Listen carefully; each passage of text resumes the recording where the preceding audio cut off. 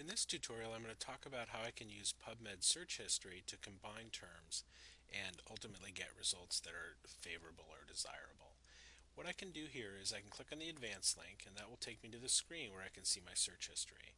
You'll notice that we have our original search, children, school gardens, and nutrition, but in addition to that, I've done individual searches on words, children, school gardens, nutrition, diet, and food habits.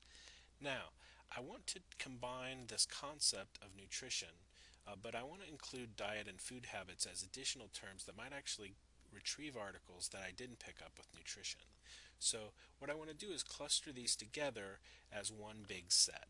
And to do that, what I can do is I can use this add link in PubMed search history.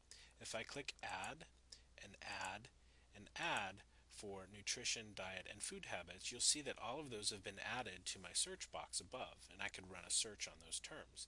The only problem is that they've been added by default with the word and separating them. And if you may remember back to an earlier session, our tutorial on combining terms with and or, anding is going to narrow our search. And what we really want to do here in this case is combine food habits, diet, and nutrition with or, because all of these things are synonyms, and we want to broaden this to include one big set. So what I can do is I can change and to or, so I get 6 or 5 or 4, and those numbers respond to or correspond to this set here.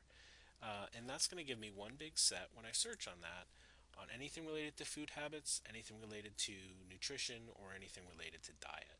If I go back to my advanced search, I can see that displayed as the search that I've just done. Now what I can do is I can combine any of these results, so anything related to nutrition, diet, or food habits, with the combination of school gardens and children. And the way that I can do that is I can click add here, and add here. And if I look up above, I'll see that I have number 7 and number 2 and number 3. And number 7 is represented by the nutrition concepts.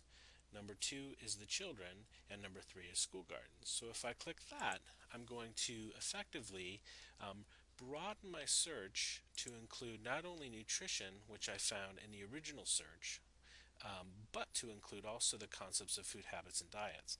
So whereas my original search yielded 34 articles, by broadening the search and oring those terms together, those terms being food habits and diet, I actually have now bumped my search numbers up to 43. The concepts related to searching using anding and oring are particularly useful when combined with the search history of PubMed, because you can do individual searches and get the results you want by combining the terms using this box.